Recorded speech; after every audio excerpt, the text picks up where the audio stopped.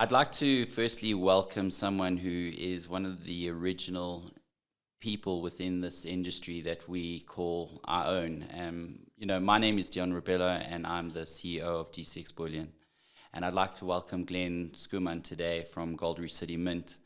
And he's got quite an interesting past and a very interesting story of what he's done through all the years. He is also now the retiring chairman of the South African Numismatics Association. So he's going to give us a bit of a feedback on that also. How are you, Glenn? Deon, thank you. It's nice to be with you. Great. So just I think let's go back into the past. Where did it all begin for you from the point of bullion? So, we at DCX are involved with gold, silver, platinum. We involved with precious metals. We involved by, retail side and taking to market, making people aware of the benefits of precious metals in a very uncertain time in the world that we're living in right now, where we got the devaluation of a rand, a currency that we live in, and we're seeing the actual value of our wealth being diminished. And then we're also living in a world where there's so much uncertainty. We've just had the whole issue now in Israel with Hamas and in Gaza. And all of these uncertainties, people have always traditionally gone to use gold to protect their wealth. And we talk from the man in the street all the way up to investment houses. Yeah, as soon as we go into these uncertain periods, and we're living in very uncertain periods. If you think about from COVID-19, which was 2020 to now, the world has been very unstable, economically, politically, socially. And, so where did this all start for you?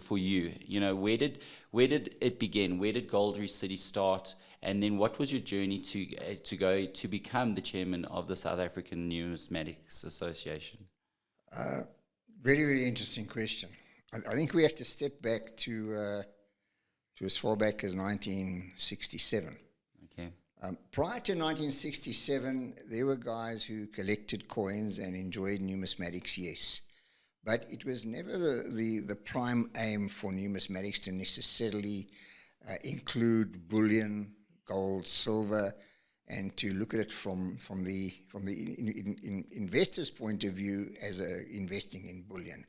You were collecting coins and you invested in numismatics more than bullion. What triggered off a totally different concept was in 1967.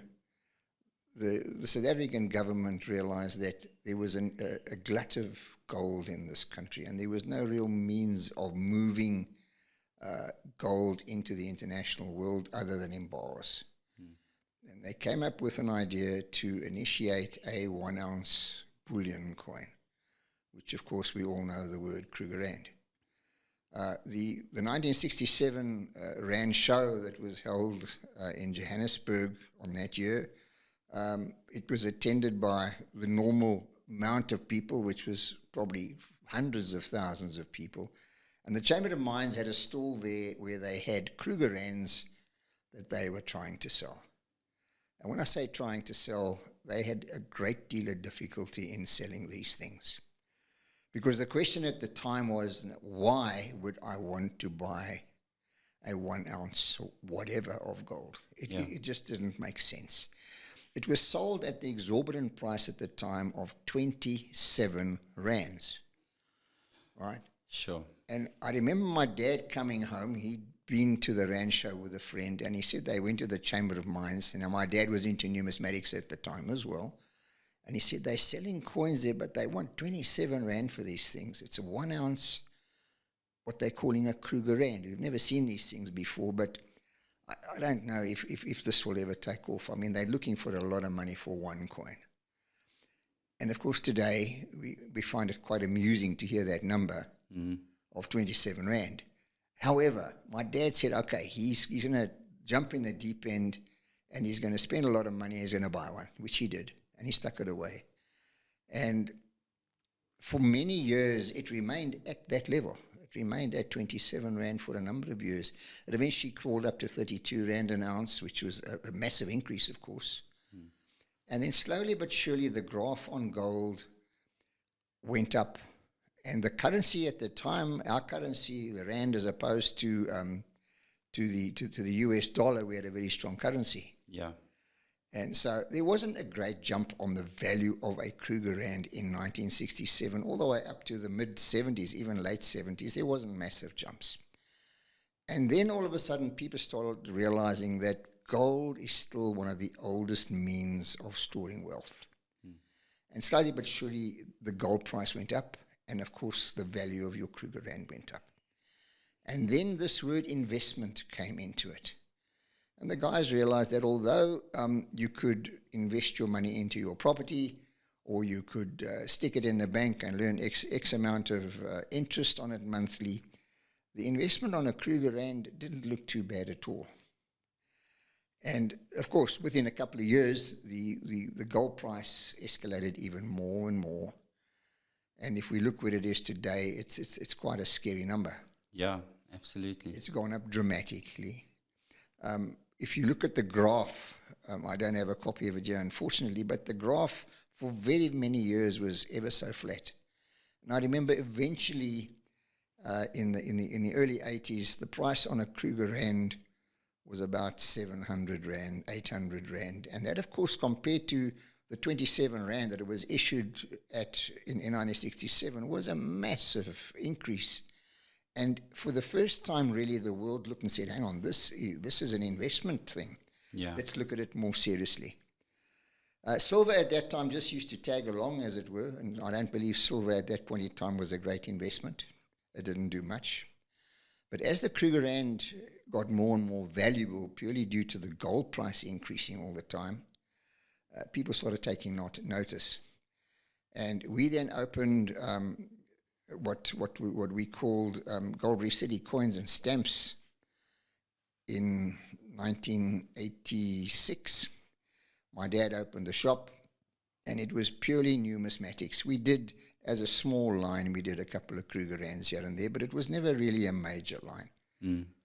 And if I recall, for a long time, for a number of years, must have been a good 3 to 4 years, 1,200 Rand was the norm.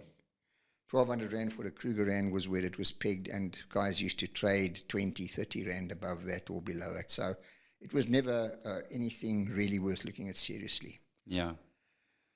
Now, of course, in recent times, we have a look at what that graph is doing.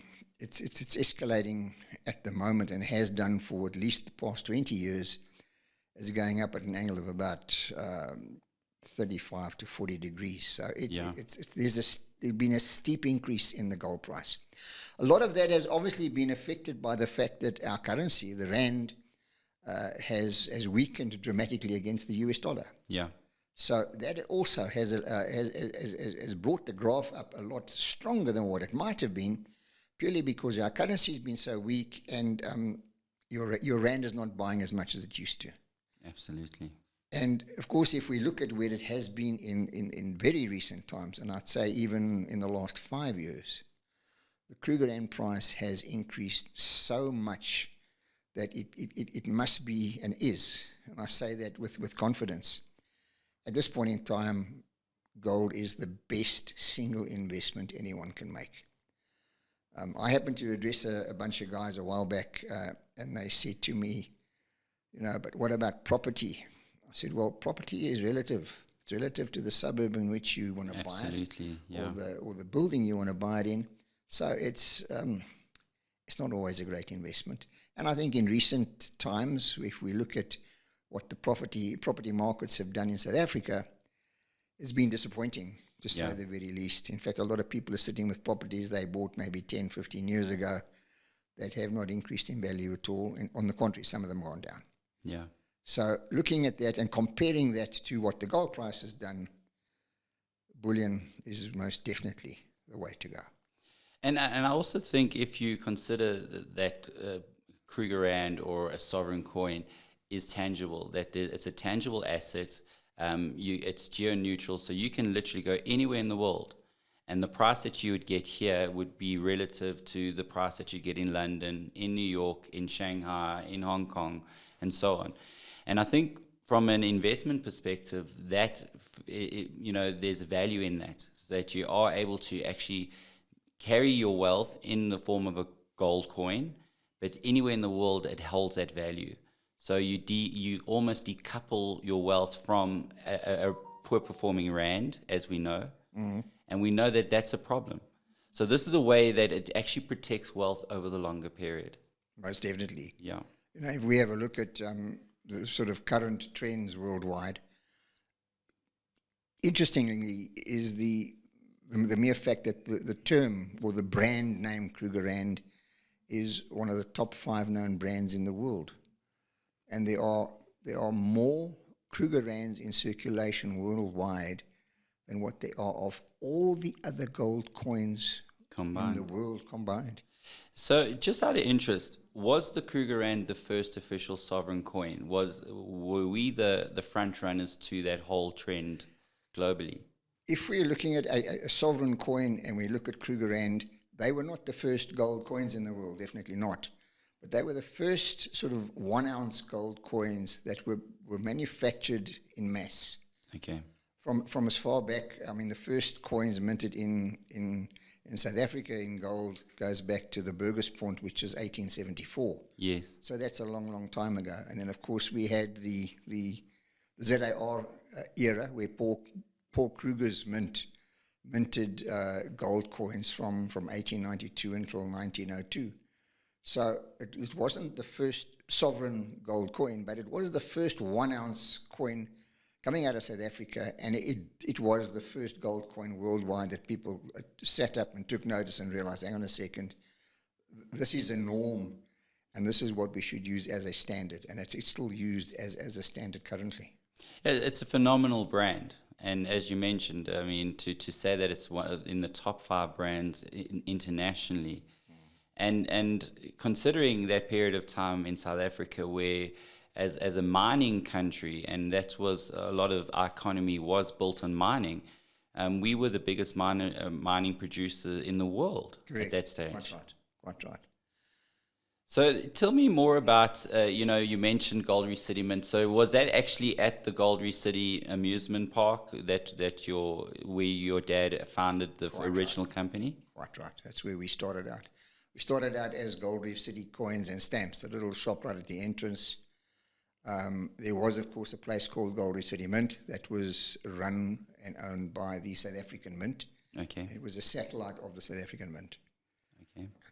After about, I'm not too sure exactly how many years, the SA Mint approached us and said that they're finding it difficult to keep that operation viable.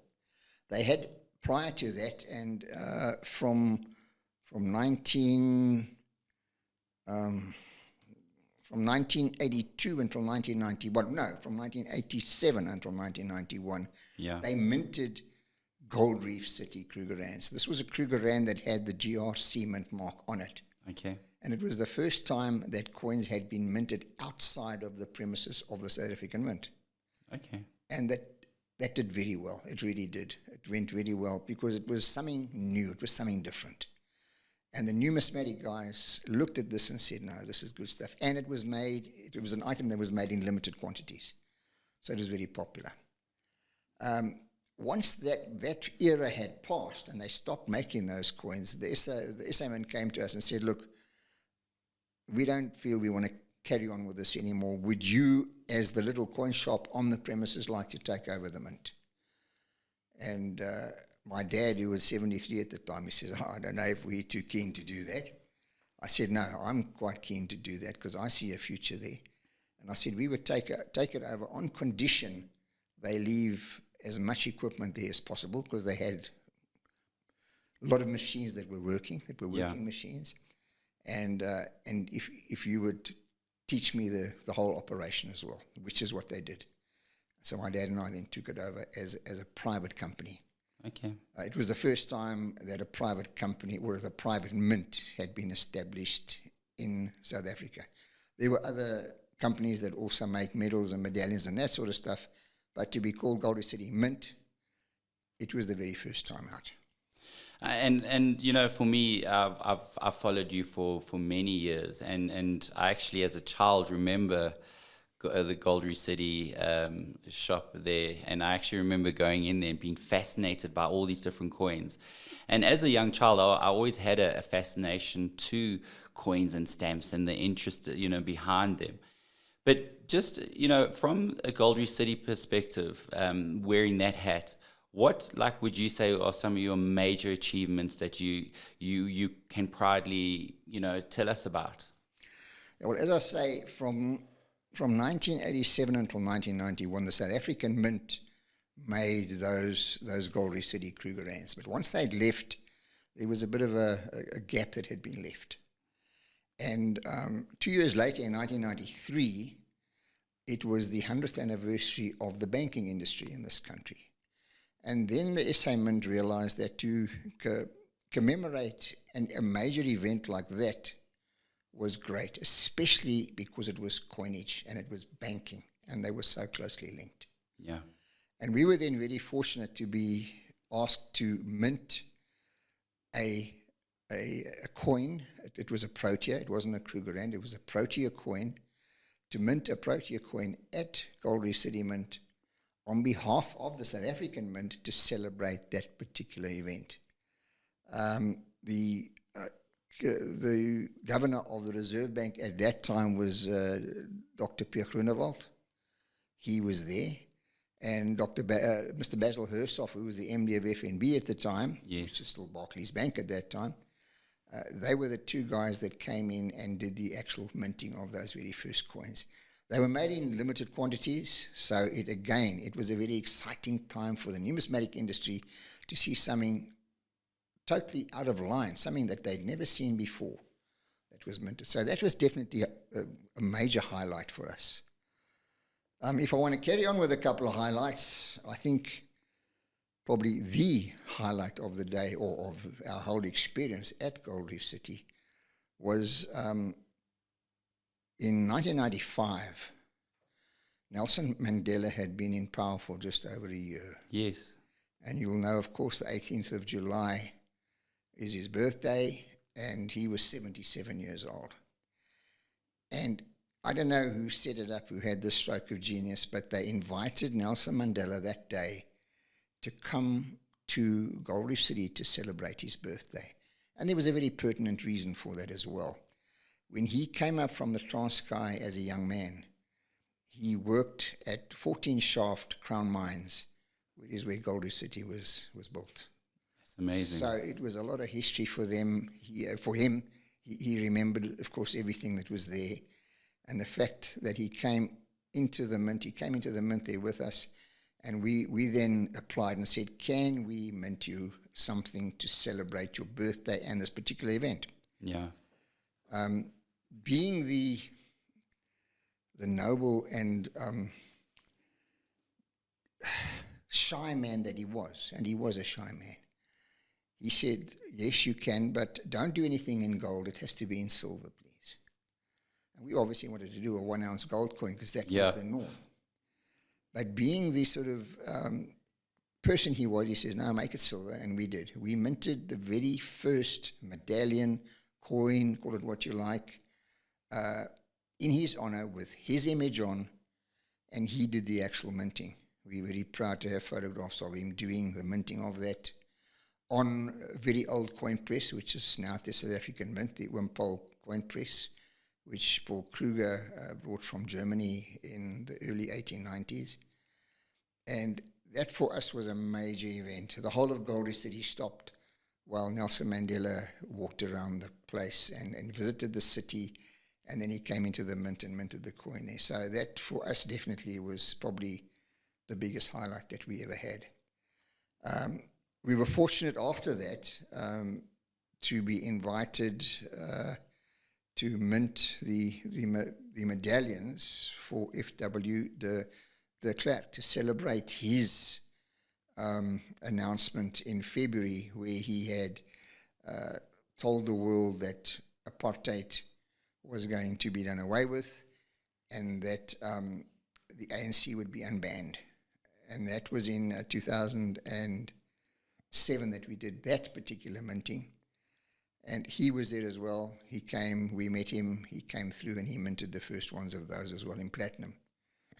So without doubt, two of the major highlights that we had there over the years.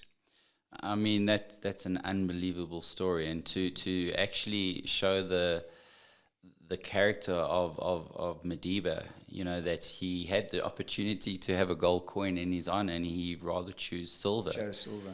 And it just shows you the depth of the man. It's an amazing story. And even F.W. de Klerk, I mean, we see how our history, and at that stage in 94, I was in matric in grade 12. And I remember living the history. I mean, we were literally rewriting South African history at that point. So it was a very exciting time. And I mean, Gold Reef City has still been going all these years and grown from strength to strength. And you know, even today, I mean, you're still producing coins, and you're still producing various bullion products. Where do you see the company going over the next couple of years? Well, if we just have a look at where the precious metals markets are going at the moment, we don't see too many of them coming down. Absolutely. When I've spoken to people before and they say to me, why should we buy gold coins? What is the reason? I just tell them I don't have to do a selling job. All I have to do is show you the graph of what the gold price, even in US dollars, has done over the last 50 years. Absolutely. If that doesn't convince you that you're on the right road, then I'll show you the graph where it shows the gold price in rands, which is even more impressive. Yeah. And if anyone says afterwards, no, we don't think it's a good investment, then they need serious psychiatric help, I believe.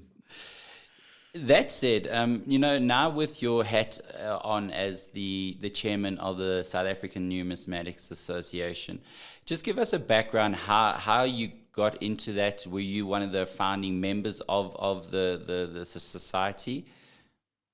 Well, I was not one of the founding members. I was too young at the time. It was founded long before I was on the scene. Okay. I just want to correct you in your terminology, what we're talking about there. There are two different aspects of it. Okay. There's the South African Association of Numismatic Dealers, okay, where there's an association of the dealers, of which I was chairman of for 23 years. And then there is the National Numismatics Society, which is the collectors. Yes. Two separate entities. Okay. But very, very exciting times as well. We've seen both those organizations go through difficult times, as we have seen over the years with the economics of this country. The uncertainty, the uncertainty of what happened in this country over the number of years. And we just look at it and say, this is all positive. There's no looking back on all of this. The gold price, I spoke to an economist a while back, and I said to him, tell us, what do you think? Where do you see the gold price going in the future? He says, we don't have to look at the future. We look at the past, and past seems to be repeating itself all too often. The gold price will go up. He says, it's no good you asking me, what do I think about the current situation in the country with the economics of the country? He says, one thing I can tell you without question, the gold price will go up. The difficult one is when exactly will it be going up? But it's going up almost daily at the moment. And he said the only other thing in South Africa that we have to take into account is that the rand-dollar exchange rate will change, and that will affect the gold price as well. So there are two aspects that we have to take into account all the time, and those two aspects tell us that the gold price at the end of the day in rands can only go higher and higher.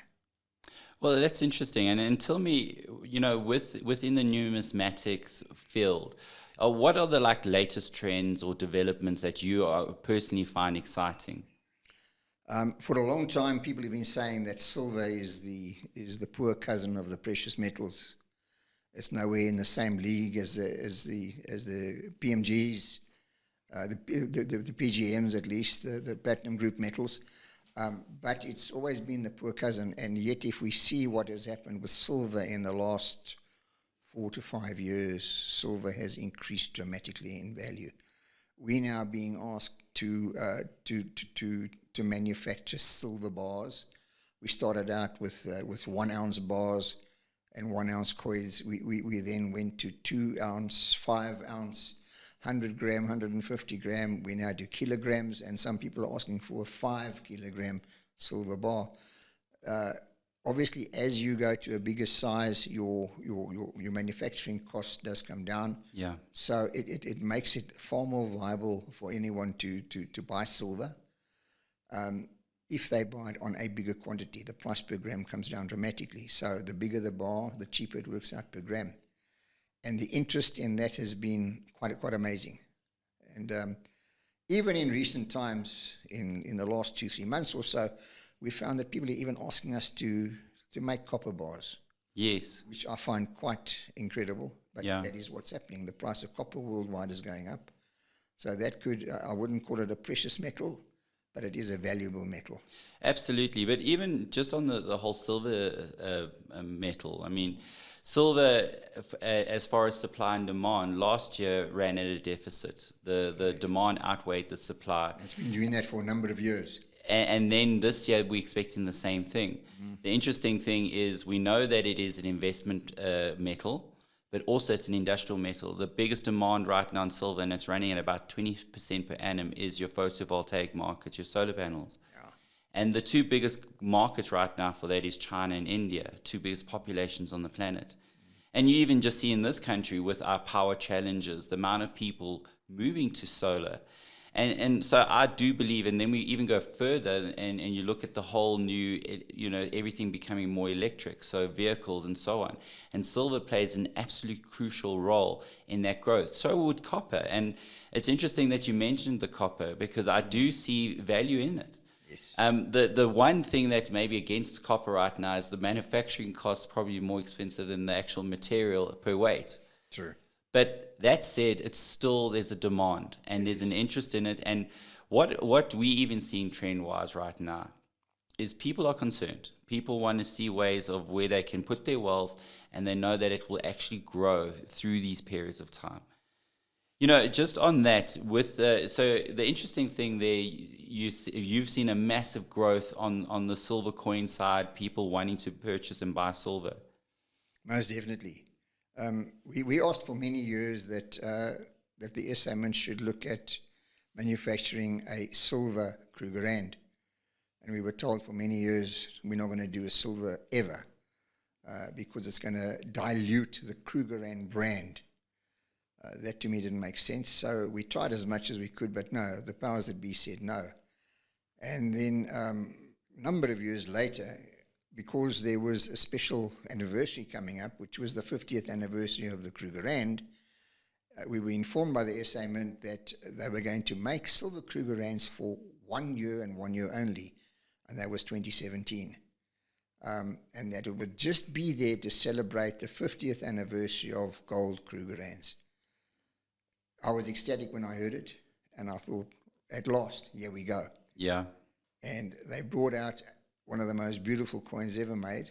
The silver Krugerrand is magnificent. It's bigger in size than a gold Krugerrand because of the weight of the silver. Yeah. And we wanted to make it a 1 ounce, so it's a much bigger coin. And they sold like the proverbial hotcakes. Yeah. We couldn't get enough of them. At the end of that year, or towards the end of that year, I then approached the SA Mint as well and said, right, guys, it's been so great having silver Krugerrands. Are we going to make them again? And they said, no, we told you, only 1 year. We're only allowed to make them for 1 year. I'm really glad to say that someone turned that one around. And in 2018, we got Krugerrands, silver Krugerrands, and they are making it now as an ongoing item. It's one of the biggest selling silver items in the whole range of SA coins. That's amazing. But one of the things, and maybe you can verify this for me, is where are they manufactured? The silver Krugerrands are unfortunately manufactured in the USA. Yes. We were hoping that they would manufacture them locally here. But it was, I don't know who the guys were who worked on it, but they are manufactured in the USA. And because of that, we unfortunately find a bit of a shortage of them sometimes, because we have to wait for them to come from the States, and only certain volumes of them can come in at a time. So there has been a shortage of Krugerrands from time to time. But that's maybe created a lot of interest as well. And for that reason, people are now placing orders way up front that when the Kruger rands do arrive from the States, they actually want them. So it's going well. Okay. And just from a numismatics perspective, is there like any massive achievement or something that really excited you? Have you ever come across one of those once-in-a-lifetime coins that had massive value and literally was found in a shoebox? Yes, it's quite a sad story, really. When we were still at Gold Reef City, one Saturday morning, it was very quiet, and a guy walked in and he said to me, sorry, he says, I've taken the taxi all the way from Brandfort in the Free State, and I've got this bag of coins that I want to sell. And just then we got a big tour group in. So we were very busy selling to the German tourists who bought a lot of gold. So I said, look, just hang on a bit, sit down, and we'll be with you shortly. It was probably a good 20 minutes before the rush was cleared. And this guy came out, and I said, okay, let's see what you got. And he took a plastic bag, and he turned it upside down on my counters, and there was sand and mud and stones and everything, and a couple of coins in between. And I said, no, really, I don't know where you found this stuff. But I just looked through it briefly, and it was just a lot of mud. It was a mess. Mm. I said to him, look, I'll give you 50 rand for this because I don't know what's in there. He said, boss, he says, the taxi cost me 45 rand. I said, look, I tell you what, here's 100 rand. Now you got at least, you got bus fare to get back to Brandfort. And he was very happy, and he walked out, and I took the bag, cleared the desk up, cleaned all the mud off, threw the bag in the corner, and I must have left it there for a good 2 weeks until one day my wife came in and said, why don't you clean this place up, guys? There are bags of rubbish laying all over the place. And I picked this bag up and I remembered, oh, yes, this is the guy who brought the stuff in. And I started going through it. And I found 22 Kruger Ponda in it, which was quite amazing. And only after I had washed these things did I realize what they were as well. So a rather interesting thing that happened. And of course, I felt so guilty now because I gave the guy $100 for the whole bag. Yeah. I didn't even have his detail of where he was, or I could contact him and say, listen, there's a lot more value here. But I just keep telling myself, he was very happy with 100 rand, so I've got to accept that he was okay. So when you say Kruger Ponda, those were the original Paul Kruger Correct. Minted coins? Correct. Sure. Everyone asks, where are the Kruger millions? Yes. Everyone says, have they been buried somewhere along the road from here to Mozambique? I don't think so. Everyone's dug up the whole eastern part of this country trying to find them. I think they are here in circulation in South Africa, mainly. So you think that whole the Kruger millions is more just a story versus the reality that there's not a big stash hidden away somewhere? Well, the legend goes that Paul Kruger told them to pack up everything that was there, put all the money in a big crate or in a big trunk, put it on the train, and let's get out of here because the British were coming to attack them and they had to get out in a hurry. But whether that is true or not, I have yet to find someone who can tell me the truth. But It would be nice if someone had to find a stash like that. I'd love to find a stash of Kruger rands. Kruger Pond. The original Kruger Ponds, yeah. That would be great. And just from a Gold Reef City perspective, so, I know you do also sell a lot of the sovereign type coins and that, but what is the difference between a sovereign coin and, say, a medallion, which is a normal coin? Right, okay. I think the word, the actual item is coin. Yes. The word coin refers to legal tender, okay, which is something that has been classified by the Reserve Bank and by the SA Mint as legal tender currency that you can go and buy a loaf of bread over the counter somewhere. That is legal tender. A medallion is something made of whatever metal, whether it be base metals or precious metals, but it is not classified as legal tender. It doesn't have a denomination on it, so it doesn't say 5 cents or 5 rand. It is just a token of sorts. When I say just, some of them are very, very valuable. Mm-hmm. Some medallions are worth thousands, if not hundreds of thousands of rands. But again, it depends on what it is and where it is and when it was made and what it's made of. And just do you see a relevance to owning medallions? Because as you say, they can be minted in certain materials. They can be, for instance, in 24 karat gold, or however, as platinum, silver, probably even copper. Yes, most definitely.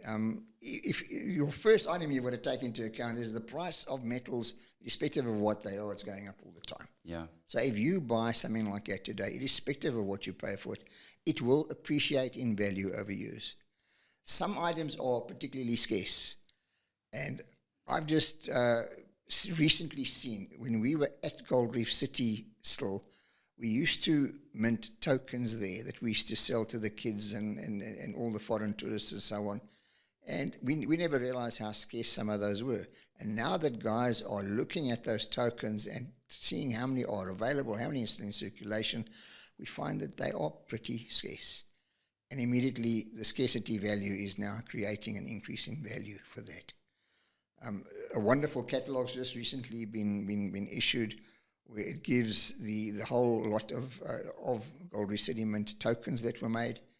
And it's interesting to see that some of them are particularly scarce and therefore valuable. Sure.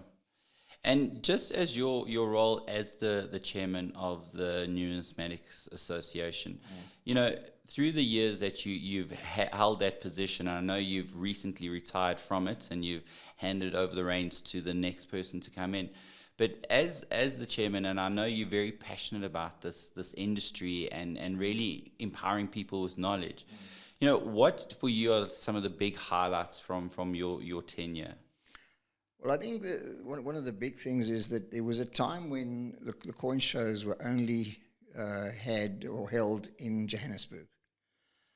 Then the guys realized that there is a very big call to go down to KZN area, Durban and Maritzburg, two very, very strong clubs down there, coin clubs, let's call them, and they were very, very well attended. And for many years, most of us said that the coin fairs that were held down in KZN were the best. They were even better than the Joburg shows, that they were.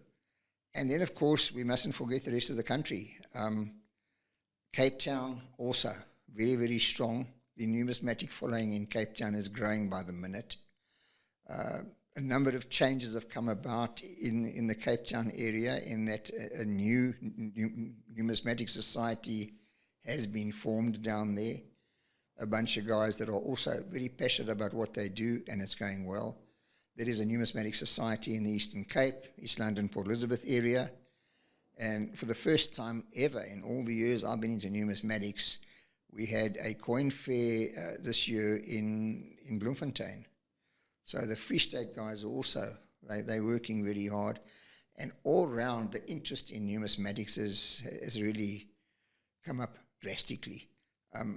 We all say that the effects of COVID had a very negative effect on business, which it did. I mean, we don't have to be too clever to see that. However, a lot of people, for the first time in their lives, had to sit at home. What do I do? So the guy says, oh, well, there's that old box of coins at the back here. Let's dig them out and let's see what it is. And having done that, they realized that, hang on, there's some interesting stuff here. And in a lot of cases, the numismatic bug has bitten. And a lot of people are now interested in numismatics and realizing that numismatics is just not currency that you go and buy your bread and milk with. If you look at some coins, and most coins, they are works of art. They are. And 100 years from now, whether there are still coins or not is not of consequence. We might all be trading with cryptocurrencies or plastic cards, whatever. Mm. But coins and medals and medallions and that sort of stuff, they will never, ever go away because they're made of metals and they will be around forever. And they show the history of a country quite clearly as well. You raise a very interesting point, and for me, even from our perspective, we've seen a massive growth within the sector and interest. You know, as you say, the amount of times that I get called on a daily basis to, you know, people have got boxes full of coins, and they start to realize that some of them don't necessarily have big value to them, but some of them do. Mm-hmm. And it's an interesting, but even globally, you look at the growth in the whole sovereign coin field, and you got your world money show that's held every year, and even just the growth from that and how big it's got and the demand and the interest in coins. It's gone massive Yeah. worldwide. Look at there was a time when it really took a knock in this country. The economics in a country has a lot to do with whether business is good or not, because I've always believed that numismatics is bought with disposable income, and if there's none of that around, the guys are not quick to invest or to buy new coins. So we have gone through difficult periods in the industry, but in our country generally. But in recent times, and I say particularly since COVID, there's been a reawakening of everything. And where there was a glut, or would I say that when there was a lot of people who were into numismatics, a lot of them were older guys my age and maybe a little bit younger. Now, a lot of those guys have passed on or emigrated or whatever. And there was a bit of a dip in the market for a number of years. But since COVID, a lot of young blood has come in, a lot of new guys have come in, and it's very active at the moment. I mean, we are going down in 2 weeks' time. We're going down to the coin show in Cape Town, and it's going to be a bumper event. I can see that.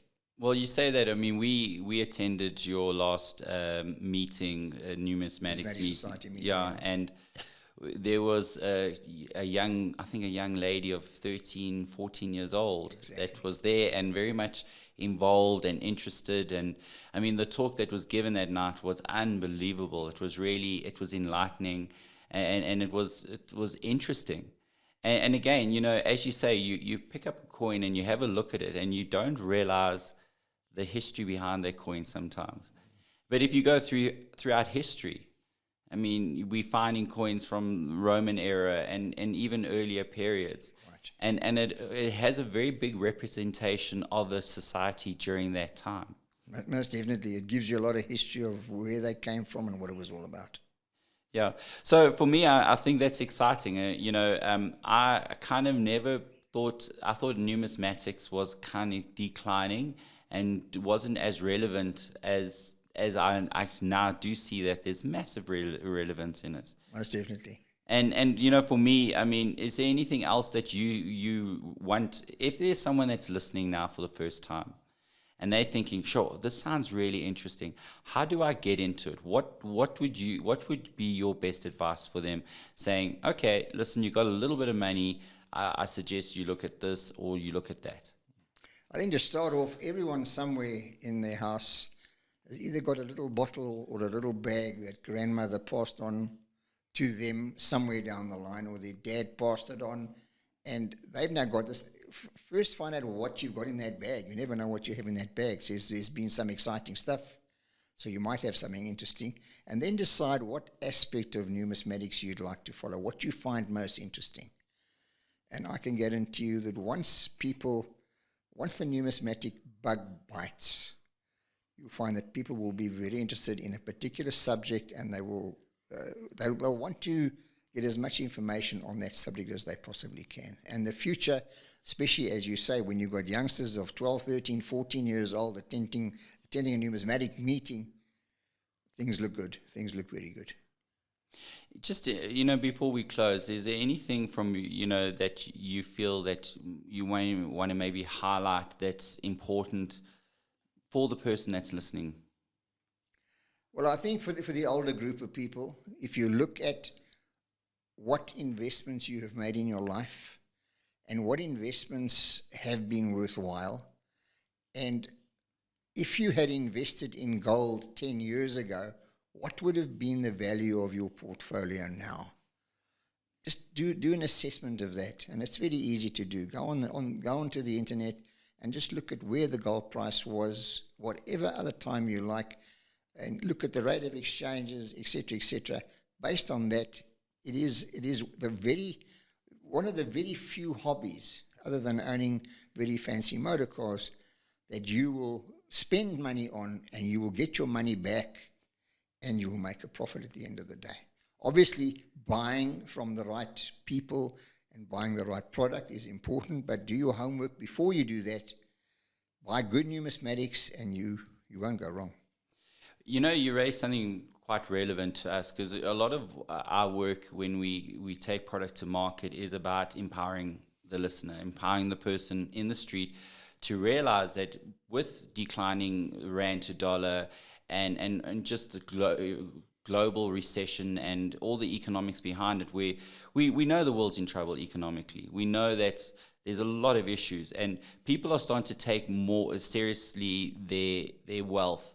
And they're starting to see, and I mean, we do a lot of research, and we actually did a whole case study on my RA, my retirement annuity. So if you actually look at that RA, and the total value right now is around about 200,000 Rand.